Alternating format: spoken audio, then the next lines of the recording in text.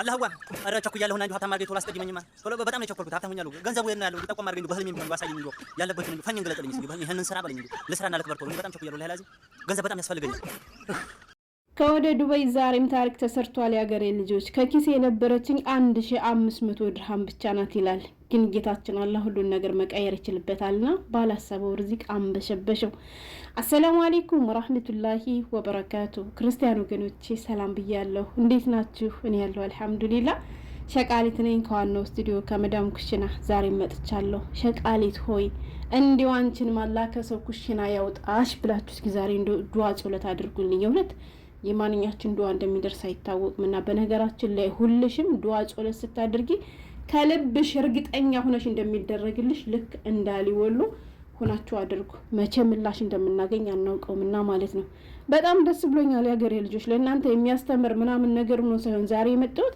በቃ አይደለ የሰው ደስታ ለሚያስደስታችሁ በነገራችን ላይ በእርግጠኝነት ሁላችሁም ይሄን አክባር ሰምታችሁታል ምክንያቱም በጣም ብዙ ተደስቶበታል ማታ ላይ እንደዚያ ሲነገረው ወላሂ ነው የምላችሁ እምቤ ቀደመኝ እሱ ለተደሰተ እኔ በቃ ማለት ነው ደሞ ቆይቶ ንግግሮቹን ያለበትን ችግር ምናምን ሲሰማ አልቻልኩም በነገራችን ላይ ስሙኝማ ደሃ ሲያገኝ አይችልበትም ነበር ሲባል የምንሰማ ውሸት ነው ያባባል አንዳንዴ ማለት ነው ለምን ብትሉ የኢቲኤች ድራይቨሪ ባለቤት ወልደ ጊዮርጊስ ለ9 አመት ያክል የጎዳና ተዳዳሪ እንደነበረ ከ5 አመት በፊት ብሏል ከ5 አመት በፊት የጎዳና ተዳዳሪ እንደነበር ዛሬ ግን የብዙ ድርጅቶች ባለቤት በስሩ በጣም በርካታ ሰራተኞችን ቀጥሮ የሚያሰራ ምርጥ ኢትዮጵያዊ እንደሆነ ያየን እየሰማን ነው ማለት ነው ምንላችሁ ፈልጌ ነው አሁን እሱ ከብዙ ማጣት ከብዙ ድህነት በኋላ ነው ሀብት ያገኘው ስለዚህ ድሃ ሲያገኝ የማይችልበት ቢሆን እሱ ነበር የማይችልበት በጣም ጀግና ባህሉን የማይረሳ የመጣበትን የማይረሳ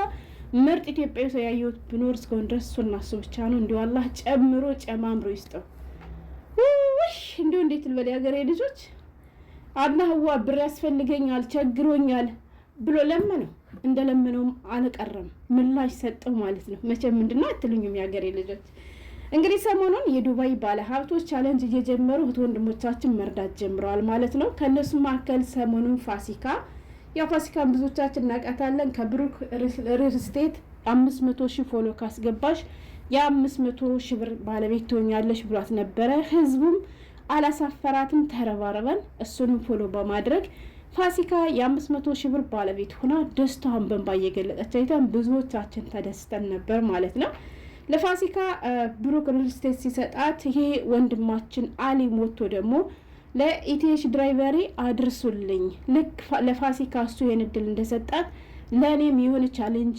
እንዲያመቻችልኝ ይፈልጋለሁ ብሎ ቪዲዮ ሰርቶ ነበር ያን ቪዲዮም ከነሱ ጋር ደርሶ እድሉን አመቻችተውለት በአንድ ወር ውስጥ 500,000 ፎሎ ካገባ 500,000 ብር የኢትዮጵያ ብር እንደሚሰጠው ቃል ገብቶለት ነበር ማለት ነው ነገር ግን የኢቲኤች ድራይቨሪ አካውንት ችግሩ ምን እንደው ባላቅም በጣም ብዙ ሰው ተረባርቧል ግን 500,000 ማስገባት አልተቻለም ነበር የተሰጠው ቀን ሊያልቅ ትናንትና 6 ቀን ብቻ ቀረው ብሎ ልጁ ግን ተስፋ አልቆረጠም በየቀኑ ቪዲዮ ይሰራ ነበር በየቀኑ ይለምን ነበር የሚገርማችሁ ነገር ስለዚህ ስለ ወንድማችን አሊ ይሄ አካውንት ፎሎ እንዲደረግ ታዋቂ ቲክቶከር ሆኖ ማስታወቂያ ያልሰራለትን ሰው አጠይቁኝ ሁሉም ማስታወቂያ ሰርተውለታል ግን ፎሎ ነጥነቅ አይልም ነበር ለምን እንደሆነ አላቅም እኔ ግን በውስጥ ይሳስብ የነበረው በእርግጠኝነት ወልደ ጊዮርጊስ ማለት ምርጥ ኢትዮጵያዊ ነው አካውንቱ ፎሎ ባይሞላለት እንኳን ራሱ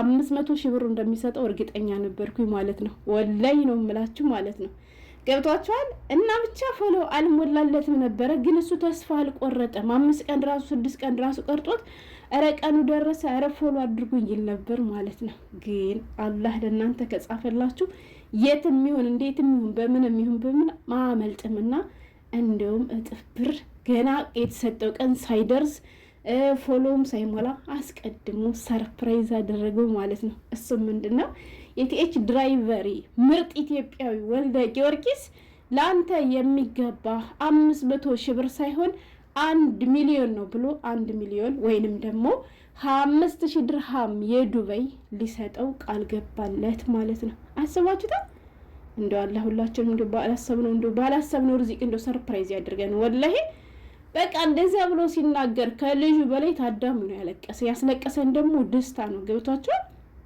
እና እንደው ጨምሮ ጨማምሮ አላህ ይስጠው።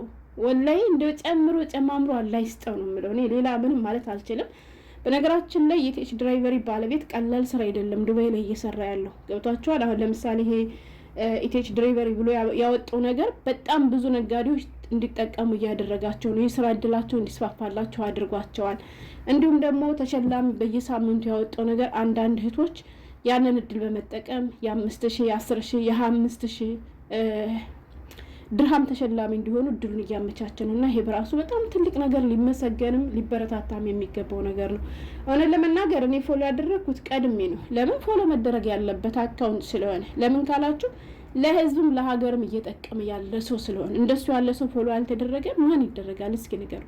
እና ይሄ ወንድማችን አሊ ግን ማለት ነው ትናንትና ያን ነገር ከተነገረው በኋላ በነገራችን ላይ ብሩ ብቻ አይደለም ሰርፕራይዝ ያደረገ የሀገሬ ልጆች አሁን የምሰራበት የት ነው ያለው ሲለው ዱባይ። እኔ እኮ ሳውዲ ነበር የምትመስለኝ አለ። ደሞዝ ስንት ነው ሲለው ወደ ዱባይ ከመጣው 1 አመት ሆኖኛል። ያመጣችኝ ሚስቴ ነች። 1200 ምናምን ነበር ደሞዜ።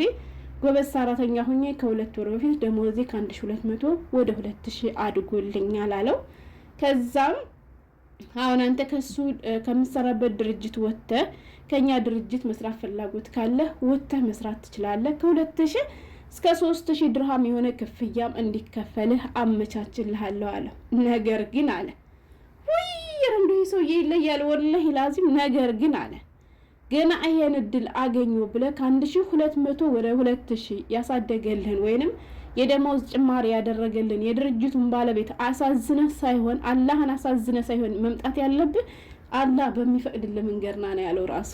ወላሂ በጣም ነው የገረመኝ። ምክንያቱም ሰው ገፍተ ሰው አሳዝነ ብትመጣ መጨረሻ አያምርም አይቀናህም እናለ እና ይሄ ወንድማችንም ወላሂ እኔ ዱባይ ከመጣሁ 1 አመቴ ነው። ምንም ነገር የለኝም። ሚስቴ መዳም ቤት ነው የምትሰራውና አመት ሙሉ የሰውዳ እየከፈልኩኝ ምንም ነገር አልነበረኝም አለ ማለት ነው።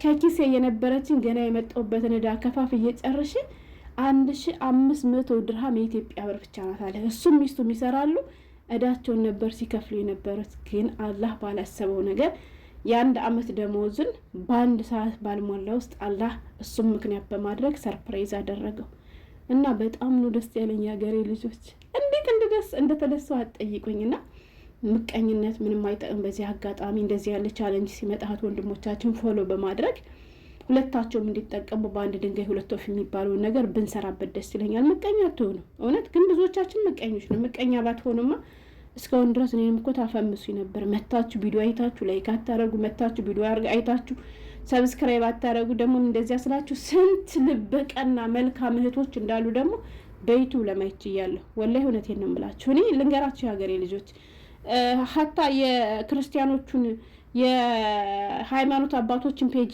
ፎሎ እንደማድረግ ሰብስክራይብ እንደማድረግ ታውቃላችሁ።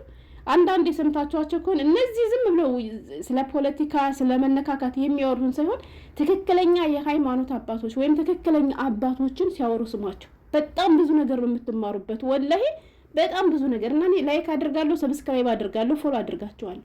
ምን እላችሁ ፈልጌ ነው በዚህ አጋጣሚ ማለት ነው። እከሌ ሙስሊም ስለሆነ ፎሎ አላደርገውም፣ እከሌ ክርስቲያን ስለሆነ ፎሎ አላደርገውም፣ እከሌ ሙስሊም ስለሆነ ሰብስክራይብ አላደርጋትም፣ ፎሎ አላደርጋትም የምትሉ ቀፎች ምቀኞች ማለት ነው። እኔ ግን አንድ አረብ ከሚከብረው የአገሬ ልጅ ክርስቲያኑ ቢከብር ይሻለኛል። ለምን ብትሉ ከወደኩ ከአረቡ ይልቅ እሱ ቀድሞ እንደሚደርስልኝ እርግጠኛ ስለማል። በባለፈው እህታችን ረዋን ሱቋን ስታስመርቅ አይታችኋት ከሆነ በግንባር ቀደሙ ነው በጊፍት ሲያንበሸብሻት የነበረ የቴች ድራይቨር ባለቤት ወልደ ጊዮርጊስ ነበር ማለት ነው። ገብቷችኋል? አሁን እሱ ሙስሊም ነው አይደለም። እና ምን ላችሁ ፈልጌ ነው በጥቅሉ ምንም ይሁን ምንም የማንም ብሔር ተከታይ ይሁን የማንም ሃይማኖት ተከታይ ይሁን እኔስ የሀገሬ ልጅ ያገኝ የሀገሬ ልጆች ያገኙ ይለወጡ። የእነሱ መለወጥ ለእኛም ተስፋ ነው። ገብቷችኋል? አጥቼ ስንከራተት ታመሜ መታከሚያ ባጣ ቆርጠው አይቆርጡብኝም። እያየሁ ነው በየሶሻል ሚዲያ እየተጠራቀመ እያየን እየተረዳዳን ያለ እስበሳችን ነው አይደለ? ስለዚህ ሲኖረን እኮ ነው ደግሞ የምንረዳዳው። ከሌለን እንኳን ሰውን እንረዳ ለራሳችንም ይቀራል አይደል? ያን አረብ አሁን ከሱ በላይ ብዙ ባለ ሀብት አረቦች አሉ። ለእህታችን ረዋ ምን አደረጉላት? ምንም። ለተቸገረ ኢትዮጵያ ምን ሲያደርገ እናውቃለን? ምንም። ስለዚህ ምንም ይሁን ምንም እንዲሁ ማንም እንዲያገኝ በረባረብ እንጂ ያለብን ሰው ሊያገኝ ሲል ምቀኛ መሆን የለብንም። ምቀኛ አትሆኑ። ሰሞኑን ባሊ ወሎ ያየሁት ነገር ስላለ ነው። እሱ ምንድነው ሃይማኖት ተሰድቧል ሲባል ሸላሚ እንግዲህ ክርስቲያን ነው፣ የኦርቶዶክስ ልጅ ነው። እሱም በዚህ ዙሪያ ራሱ ምላሽ ሰጥቷል ማለት ነው። ቪዲዮ ተልኮልኝ አይቻለሁ። አልተሳደበም ሃይማኖት፣ እሱ የተሳደበው ግለሰብ ነው ብሏል። ያንን ግለሰብ ደግሞ የተሳደበው ሃይማኖት ተሳድቦ ነው ብሏል። ገብቷቸዋል። ግን ደግሞ ሀታ ሃይማኖቴን እንኳን ቢሳደብ እኔ ለሱ ብሩን ከመስጠት ወደ ኋላ ልልም አለ። ለምን ሲባል ሃይማኖቴ ያስተማረኝ ይሄን ነው አለ። ገባችሁ? ለበደላችሁም ሰው ቢሆን ራሱ መልካም አድርጉልን ነው የሚል ሃይማኖት ያለ።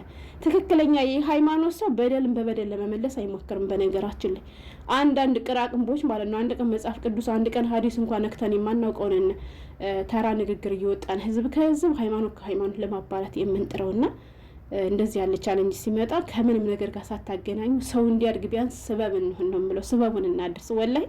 እና በጣም ደስ ብሎኛል። እኔንም ሰብስክራይብ አድርጉኝ፣ ላይክ አድርጉኝ፣ እናሳድጉኝ።